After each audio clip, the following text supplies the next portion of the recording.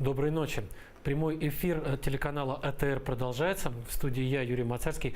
Время рубрики «Мини-имджа». Сегодня, в этот день, обычно эта рубрика носит название «Оккупированный». Ведет ее мой коллега, журналист Денис Казанский. Сегодня действительно оккупированный, но без Дениса. Это не переворот, это, в общем, нормальное явление. Денис еще не успел вернуться в Киев.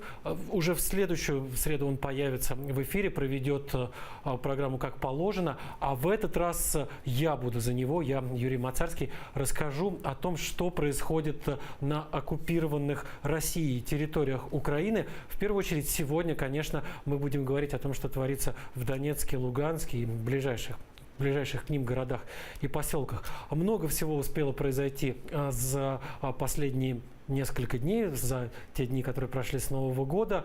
Действительно есть о чем рассказать, действительно есть чему, кстати, и удивиться часто из происходящего там, на оккупированных, пока еще не подконтрольных Украине территориях. Начинаем вот с какой истории.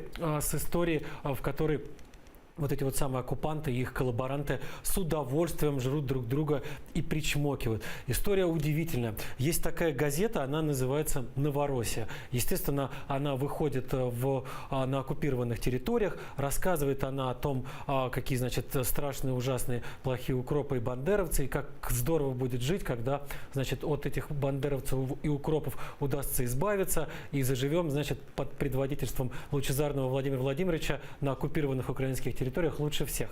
Примерно вот такое содержание. Кстати, любой желающий может зайти в интернет, найти эту газету и убедиться в том, что я вообще ни капли не преувеличиваю, наоборот, даже несколько сглаживаю вот эти вот все формулировки, которые работники этой газеты употребляют. Почему же мы про нее говорим? Потому что несколько дней назад в этой газете была опубликована заметка, я даже сейчас прочитаю, как она называется, «Сбывающиеся мечты укронационализма». Я прошу прощения, язык можно сломать при произнесении этого названия. Вот она проиллюстрирована такой замечательной фотографией. Бритоголовый мужичок со свастикой, с символикой Третьего рейха на груди читает какую-то книгу. То есть этот самый человек должен, по идее, как раз и символизировать лицо этого самого страшного укронационализма, который обличают в этой заметке в газете «Новороссия». И все бы ничего, да, на этой фотографии изображен не какой-нибудь там укронационалист, а самое что ни на есть, ну вот ополченец, как говорят там на оккупированных территориях, но по большому счету оккупант, да. Это молодой человек из Орла, из российского города, зовут его Антон Раевский. Вот он приезжал в свое время, еще в самом начале войны, в Украину, участвовал в банде Стрелкова-Гиркина, которая начинала захват украинских городов. Никогда он, собственно, не скрывал своих нацистских, человеконенавистнических взглядов. Полно фотографий в сети интернет, на которых он позирует с татуировками. Вот вы сейчас видели, там и свастика, и Гитлер. Вот, в общем, весь набор антифашиста, который приехал, значит, на Донбасс защищать русскоязычных от страшной хунты. Этот Антон Раевский обнаружил эту самую фотографию самого себя в замечательной, прошу прощения, газете «Новороссия» и пожаловался. Он сообщил о том, что вот он недоволен этим, потребовал даже разъяснений. Я сейчас даже зачитаю это в соцсети, на одной из его страниц указано. Я официально обращаюсь к главному редактору газеты «Новороссия», не буду давать его фамилию, дать пояснение по поводу публикации моей фотографии и требую в следующем номере газеты «Новороссия» дать опровержение, указав, что изображенный на фотографии не украинский националист, а русский националист Антон Раевский, который воевал на стороне ДНР и ЛНР в 2014 и 2015 годах. Вот такая вот история приключилась. Кстати, сам Раевский, как я уже говорил, не скрывает того, что он фашист, нацист, разделяет вот эти вот человеконенавистнические взгляды, проповедует эту идеологию. Кстати, активно общается с журналистами, в том числе и с украинскими. И некоторое время назад, в частности, общался с Денисом Казанским, которого я сейчас замещаю. Вот короткий отрывок предлагаю этой беседы посмотреть. При этом я очень положительно отношусь к русским коллаборационистам Второй мировой войны. 9 мая я не праздную. Поэтому, как бы, у меня, если меня назовут фашистом, я нисколько не... Вот такой вот персонаж. Кстати, еще один очень интересный момент. Я в самом начале об этом не сказал, сейчас скажу. вот эта самая газета «Новороссия», в которой была напечатана эта фотография, эта заметка, она делается людьми Павла Губарева. Если помните, был такой в 2014 году народный губернатор Донецкой области. Так вот, Павел Губарев, судя по некоторым свидетельствам, которые можно найти в той же самой сети интернет, сам разделяет вот эти вот самые нацистские, человеконенавистнические взгляды.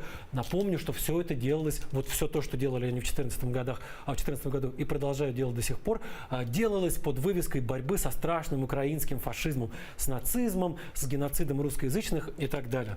Так вот, судя по всему, этот самый Губарев, который такой рьяный антифашист, состоял во вполне себе нацистской организации «Русское национальное единство», совсем еще молодым парнем, присутствовал на всяких лекциях, на которых рассказывали о том, что русские самые лучшие, все остальные им в подметке не годятся. Все эти, кстати, лекции до сих пор можно найти спокойно в интернете и рассмотреть при желании этого самого господина Губарева в одном из первых рядов, внимательно слушающего Баркашова и прочих этих людей, которые, ничего умного сказать не могут, только пичкают сказками о превосходстве одной нации над другой или одной расы над всеми остальными. То есть вот такие вот настоящие антифашисты, которые пришли на Донбасс, оккупировали Донецк, Луганск, массу других населенных пунктов и продолжают рассказывать о том, как они борются с нацизмом, с фашизмом, с бандеровской угрозой и так далее. Эти самые борцы с фашизмом сами, вон, как вы видели, растатуированы свастиками, гитлерами и прочей мерзостью.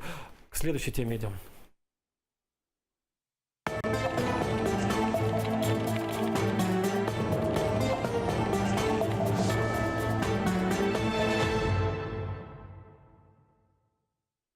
Перед самым Новым годом, буквально за несколько дней, состоялся обмен пленными.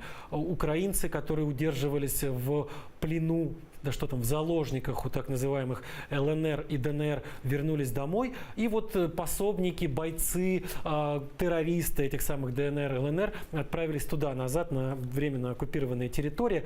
К счастью, украинцы вернулись, к большому счастью. Многие смогли вернуться к своим семьям, каким-то образом вырваться оттуда, где их действительно избивали, кормили комбикормом. Об этом в нашем эфире уже несколько человек рассказали. Я напомню, что на телеканале АТР как минимум 3 таких человека, которые смогли вырваться из плена вот этих вот недореспублик, побывали. В том числе, кстати, религиовед Козловский, над которым издевались очень долго, держали, что называется, на подвале. Сейчас не об этом. Сейчас о том, что, собственно, помимо украинцев, которые вернулись домой, к своим семьям, которые уже давно покинули оккупированную территорию, вернулись вот эти вот так называемые ополченцы. Понятно, что это никакие не ополченцы, что это коллаборанты, которые вступили в сговор с оккупантами, которые помогали этим самым оккупантам, которые с оружием в руках, собственно, выступали против часто своей же родины. Так вот, они в Украине были осуждены, в частности, кстати, за участие в вот этих террористических формированиях, за незаконное владение оружием и так далее. То есть вот такие тяжелые статьи, бандитские, что уж там скрывать, действительно бандитские статьи. И те из них, которые вернулись, согласились на обмен, далеко не всегда встречаются как герои. На самом деле никого из них не встречали как героев. Если почитать, что пишут вот эти вот самые паблики в соцсетях, в которых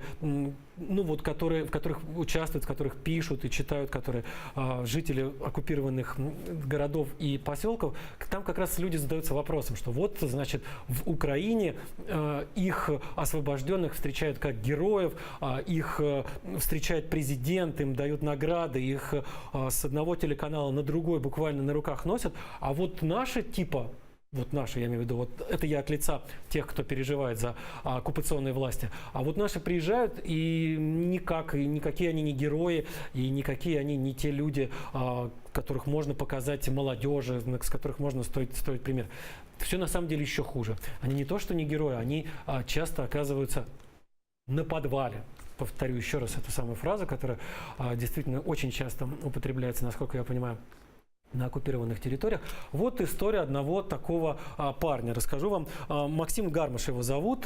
Он был осужден в Украине, он попал в попал в руки украинских спецслужб в 2015 году, был осужден на 8 лет лишения свободы по целому ряду всяких самых разных обвинений, в частности, как раз вот это вот самое незаконное владение оружием, кроме того, участие в незаконной террористической организации ДНР. Он сидел в Харьковском СИЗО, и он попал в списки на обмен. И вот поехал к себе туда на временно оккупированные территории, наверное, рассчитывая, что его встретят как героя, потому что вот он действительно любил позировать с оружием. Вот видно, да, на фотографии, какой он вот с таким суровым взглядом смотрит на камеру. В российском, кстати, камуфляже. Я так подозреваю, что и с российским оружием. Так вот, он был одним из тех, кого Украина отдала в обмен на своих действительно героев. Не устану употреблять этот эпитет. И он фактически тут же оказался вот на этом самом подвале. То есть он сначала приехал в больницу для того, чтобы освидетельствовали его состояние, а вот из больницы его забрали сотрудники так называемого МГБ ДНР, Министерства государственной безопасности. Они там вот такие любят сталинские такие названия, такие вот прям чекистские, от которых кровь леденеет в жилах. Так вот, этого самого Максима отвезли куда-то на подвал. Есть уже реакция от тех, я так понимаю, каких-то его знакомых. Вот они сообщают о том, что его не просто отвезли на подвал, его зверски избили, сломали челюсть, переломали кости. Он находится в тяжелом состоянии. А все почему? Потому что, оказывается, из него выбивают показания против самого себя, чтобы он подписал документы, которые свидетельствуют, что он сотрудничает с СБУ. Что там на самом деле происходит, конечно, пойди пойми. Там беспредел бандитский, может быть, они там чего-то не поделили с какими-то из главарей этого самого МГБ или каких-то других еще ведомств. Но вот...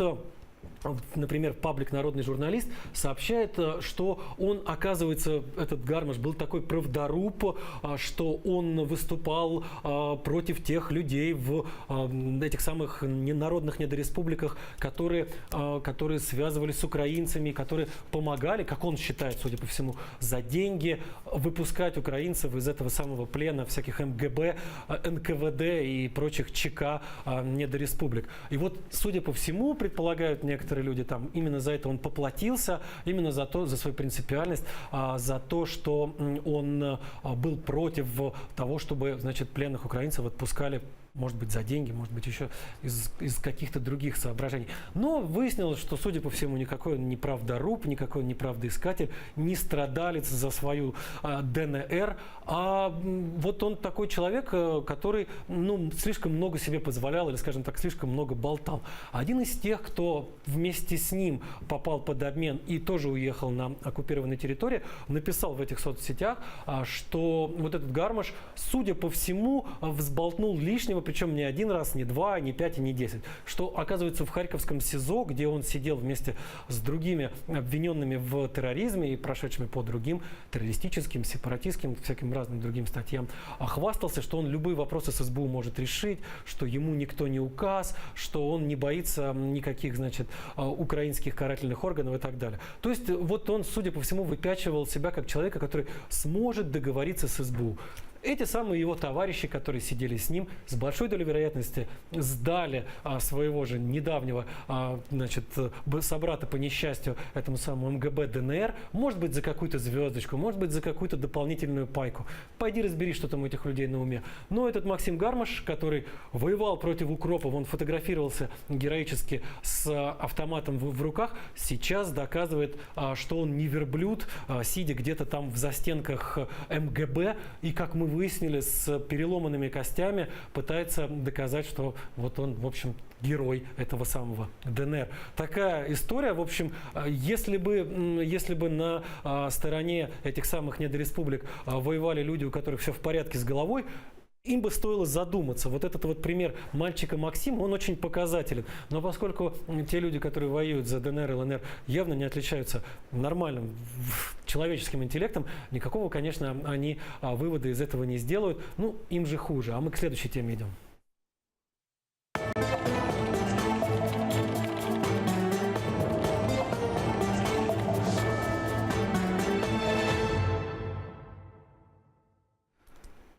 Еще интересные новости о том, как в в этом самом ДНР, так называемом, в недореспублике Донецкой Народной, открывается Starbucks.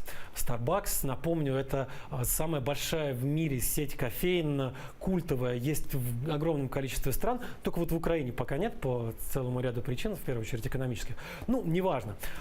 Теперь в Макеевке будет, в Донецкой области, на временно оккупированной ее части, свой Starbucks. Скопировали все, что можно, и шрифт скопировали, такой, как у Starbucks будет, и, ну, прям вот обещают открыть со дня на день. В декабре еще открылась сеть этого самого макеевского Старбакса, открылась страница этой сети в соцсети ВКонтакте. Там уже больше 300 человек в ожидании того, когда же наконец Starbucks заработает. Понятно, что это никакой не настоящий Starbucks, который работает где-нибудь в Америке, в Японии, в Европе и так далее. Понятно, что это, в общем, фейковый Starbucks в фейковой республике. Ну, я вот зачитаю, значит, одного из персонажей как раз из пропагандистов этой самой недореспублики, который рассказывает о том, что статус непризнанной республики имеет некоторые особенности. Вот сообщает он. Мы не являемся субъектами международного права и не несем никаких обязательств. Я сейчас сделаю паузу, просто вот удивлюсь этим. То есть это те люди, которые, с одной стороны, вроде бы как хотели, чтобы их республики, там, ДНР, ЛНР, Новороссия и так далее, были признаны какими-то международными инстанциями, хотя бы Россией, чтобы с ними считались как с настоящими республиками. Но при этом эти же люди этими же руками нам сообщают, что, в общем, они довольны этим самым фейковым своим статусом, довольны тем, что это им позволяет творить, что хотят, закрывать глаза на любые законы, плевать на все возможные предписания и так далее. Продолжу чтение. Так вот, мы не являемся субъектами международного права и не несем никаких обязательств. Хотите, чтобы мы подписали международные соглашения по охране интеллектуальной собственности? Признайте нас. Мы без вопросов подпишем. Ага, вот идет такой легкий шантаж. А пока можете подать в суд на Украину, например, или постучать в рельсу. Франшиза нет, не слышали, гуляй лесом. Но здесь на самом деле интересно даже не то, что вот они взяли и украли логотип Starbucks, саму идею этого самого Starbucks. Интересно совсем другое. Ведь они же там борются со всем этим невозможным западным влиянием, со всем этим гнилым капитализмом, с гейропой, с проклятыми штатами, там Обама чмо, Трамп еще хуже и так далее. Но при этом вот это вот низкопоклонство перед Западом, ну вот обезьяничание, не побоюсь этого слова, попытка изобразить вот как у них, как у больших белых людей, мы точно так же можем. Вот у них Старбаксов куча, и у нас будет теперь свой Starbucks в Макеевке. Причем мы еще фиг во всему миру будем в кармане держать, никому, значит, не дадим возможности засудить нас за этот самый Starbucks. Еще, кстати, обратите внимание, там рядом со Starbucks в том же самом здании открыт магазин по продаже техники Apple. Вот это самое яблочко знаменитое. Украли все, видите, и яблочко, и Apple, и полностью скопировали старбаксовскую легендарную эмблему с сиреной. Ну, то есть, вот, ну, культ карго, да, если можно так представить, да, вот как дикари в Полинезии во время Второй мировой войны копировали аэродромы американцев, самолеты американцев, джипы и так далее, в надежде, что вернутся опять белозубые американские парни и засыпят их тушенкой и так далее.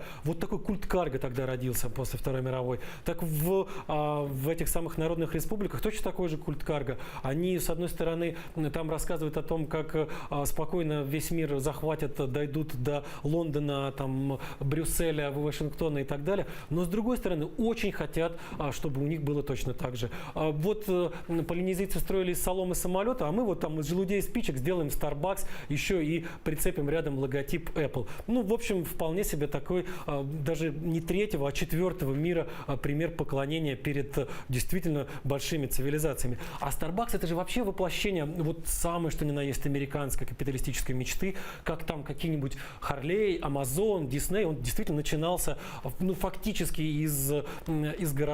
Несколько студентов еще в 70-е годы на карманные свои средства открыли кофейню, а потом раскрутились до гигантской сети.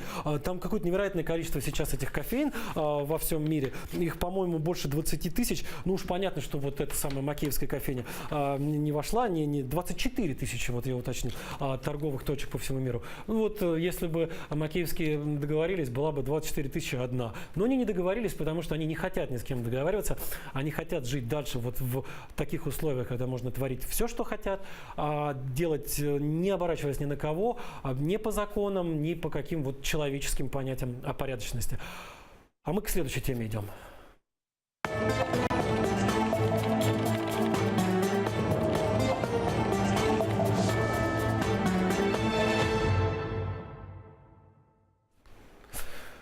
Вот случилось страшное. Братские народы Луганской и Донецкой народных республик в прошлом году, как мы помним, рассорились. Дошло до того, что Донецкая народная республика оккупировала Луганскую народную республику, свергла некогда Вселуганской народной республикой любимого, значит, главу их самопровозглашенного Плотницкого, назначила своего подконтрольного пасечника. То есть Донецк теперь железной рукой путем введения бронетехники, вооруженных отрядов и так далее, диктует свою непреклонную волю Луганску. Кто бы мог представить, как говорил мой коллега Денис Казанский, который ведет эту программу, кто бы мог представить еще несколько лет назад, что Донецк оккупирует Луганск. Но хуже того, даже после того, как это произошло, вряд ли кто-то мог себе представить, что Донецк ведет еще и санкции в отношении Луганска. А санкции – это вообще такая тема на оккупированных территориях и там, где живут те, кто, собственно, оккупирует Донецкую и Луганскую область в России, это вообще любимая тема. Там, не смешите наши Искандеры, кто-то там санкций не боится, по-моему, те же самые Искандеры и все такие прочие. Так вот, выясняется, что санкции это действуют не только в отношении России, не только вот наказывают взорвавшегося, значит, сумасшедшего жителя Европы за оккупацию и войну, но еще и внутри этих самых двух еще недавно братских республик они тоже действуют. А вот что происходит. Захарченко, вот этот самый самопровозглашенный коллаборант, глава так называемой Донецкой Народной Республики, ввел санкции в отношении ЛНР. Что запретил ввозить? Теперь, внимание, из Луганской Народной Республики в Донецкую Народную Республику нельзя ввозить водку и сигареты. Вот отмечают уже те люди, которые могут бывать в магазинах в Донецке, наблюдать, что там происходит, и в других городах временно оккупированной части Донецкой области, что там полно выпивки, сигарет иностранного производства. Какая хочешь есть. Виски, текила, все, что хочешь. Все, естественно, идет через Россию, все завозится в любые магазины любых сетей. Можно купить все, что угодно. А вот луганских сигарет и луганской водки купить нельзя. Это, кстати, чудовищный удар по экономике братской для ДНР республики ЛНР. По той простой причине, что одно из немногих действительно работающих там производств, там много всяких есть рассказов, и то запускают, это делают, и чуть ли там не тепловозы вновь начали производить. Это все ерунда. На самом деле там почти ничего не работает, за очень редким исключением. Вот в 2015 году возобновилось производство водки Луганова в Луганске. И на открытии этого самого производства присутствовал ныне смещенный со своей должности Плотницкий, который рассказывал, что это очень важный шаг для нашей республики и так далее. В общем, такие советские истории, когда большой начальник приезжает пить водку, но при этом еще рассказывает о том, как это важно для экономики недореспублики. И вот Донецкая недореспублика наносит удар Луганской недореспублики чудовищный, запрещает ввоз сигарет и водки. При этом, кстати, есть оговорка в решении этого самого Захарченко, а там документ такой настоящий, с печатями, с какими-то, значит, этими их орлами двухголовыми, со всякими триколорами. А вот подчеркнуто, самая последняя фраза, за исключением транзита на территорию Российской Федерации. Мне вот интересно, действительно, может быть, в Россию тоже ввозят, но следующий пункт еще интересней. В случае установления запретов и ограничений со стороны Луганской Народной Республики, они оставляют за собой право надавить на эту самую Луганскую Республику. То есть ДНР посчитали, что могут вводить санкции в отношении ЛНР, но при этом считают, что контрсанкции ЛНР вводить не должны. И если вдруг введут, ДНР оставляет за собой право разобраться с недавними собратьями по так и не состоявшейся Новороссии, в том числе, наверное, и силовым путем. Благо, опыт уже есть. Уже в конце прошлого года вторгались донецкие к луганским. Как донецкие? Понятно, что это не было принято решение жителями Донецка или жителями временно оккупированной Донецкой области, что все это кураторы из России, что все это кремлевские игры. Но, тем не менее, формально это выглядело как вторжение Донецка донецких к луганским для наведения каких-то там своих порядков. Так что вот такая история. Остались жители Донецка и других городов, временно неподконтрольной части Донецкой области, без луганской водки. Судя по всему, придется им пить горькую при помощи какой-нибудь гейропейской бейхеровки или пиндосского виски. Ну, как-нибудь они, наверное, это переживут. Тем более у Захарченко есть свой прекрасный бизнес, судя по всему, имеющий непосредственное отношение к контрабанде как сигарет, так и выпивки. Так что заскучать без спиртного Захарченко своим, значит, согражданам не даст. Везет в любых объемах, в каких только они не выпьют, из России, напоит всех, даст прикурить каждому. Так что вот не думаю, что донечане заметят, что луганская водка и луганские сигареты пропали из их продажи. К следующей теме идем.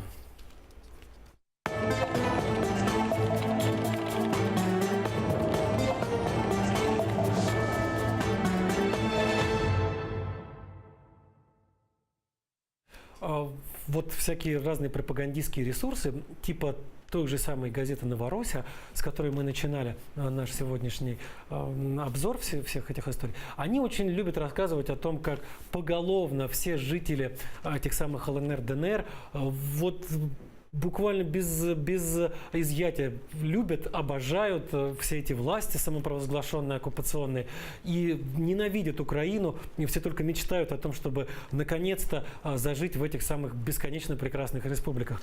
Ну, как и любой пропаганде этой верить не стоит, всем этим сообщениям. Почему? Да потому что и в Донецкой, и в Луганской областях остаются очень много действительно, во-первых, думающих, а во-вторых, верных Украине людей. Часто это действительно синонимы, особенно когда это касается оккупированных, временно оккупированных территорий. Как бы там ни рассказывали о том, что все эти оккупационные войска, их коллаборанты, их, значит, выдуманные какие-то политические образования, объединения имеют поддержку все или там, по крайней мере, большей части населения, это не так. И это не так часто выражается действительно в народном протесте, который имел совсем недавно дело в Перевальске Луганской области, который сейчас контролируется боевиками. Там некоторое время назад боевики выстроили целую аллею памяти, значит, своих товарищей, если так можно выразиться, тех, кто с оружием в руках убивал украинцев и пытался там создать в Луганской области эту самую свою Луганскую Народную Республику. Вот они там выстроили какие-то их портреты, какие-то стелы поставили, бронетехнику на постамент подтащили. И вот 8 января все это с утра оказалось в очень неприглядном виде.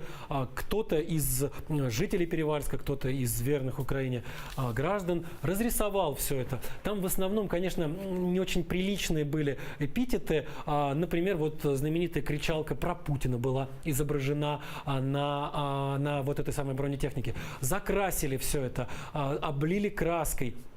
Высказали все свое мнение о том, кто все эти такие люди, зачем они туда пришли и так далее. Ну, то есть, причем, обратите внимание, все это сделано в основном в гамме государственного флага Украины. Да? То есть, люди не просто так, они выступили против, скажем так, одних оккупантов за других, условно говоря, против пасечника ради того, чтобы вернуло, значит, старое руководство этой самой ЛНР. Нет, вовсе нет. Это действительно проукраински настроенные люди. Это действительно те люди, которые осознанно не хотят жить под оккупацией, которым совсем не улыбается вся эта история с обитанием в бандитской республике, где ничего не действует, никакие законы не действуют, где всякие всевозможные недавние продавцы курятины или представители каких-нибудь российских нацистских движений вдруг внезапно стали властью, потому что они наглее, потому что они имели доступ к оружию, потому что они первыми смогли договориться с кремлевскими кураторами. Вот люди не хотят жить в такой республике и вот таким образом демонстрируют. Причем, заметьте, это произошло буквально в этом самом сердце оккупированного Перевальска. То есть люди, которые занимались этим, осознанно шли на риск. на очень серьезный риск. Они подвергали себя опасности ареста, убийства, пыток, чего угодно. Повторюсь еще раз, никакие законы не действуют. Все эти персонажи могут делать, что они захотят. Тем более, наверняка, по выдуманным ими законам, это какая-нибудь страшная история, какое-нибудь невероятно тяжелое преступление, написать правду про то, кто такой Путин и вот его подельники на оккупированной части Луганской области. Это при том, что оттуда же пришла новость из Луганской области. Это при том, что после Нового года представители так называемых силовых служб, так называемой ЛНР, начали проверять сообщения о том, что ряд жителей Луганска и близлежащих городов, оказывается, отмечал Новый год не по московскому времени, которое оккупационные власти ввели в Луганске, на территории Луганской области, а по времени киевскому. И это, оказывается, тоже преступление. Причем то преступление, на которое должны реагировать все вот эти вот МГБ, ВЧК, НКВД, то есть все вот эти вот безумные спецслужбы, которые оккупанты и их сообщники успели нагородить в несчастных этих никем не признанных и никогда никем не будучи признанных республиках.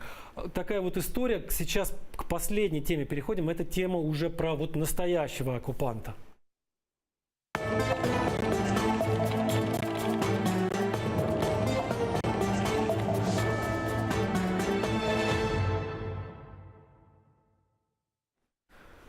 Новый год, как я уже сказал, для некоторых из жителей Луганской области может оказаться страшным праздником, потому что теперь их ловят всякие вот эти вот бандиты из так называемых правоохранительных органов.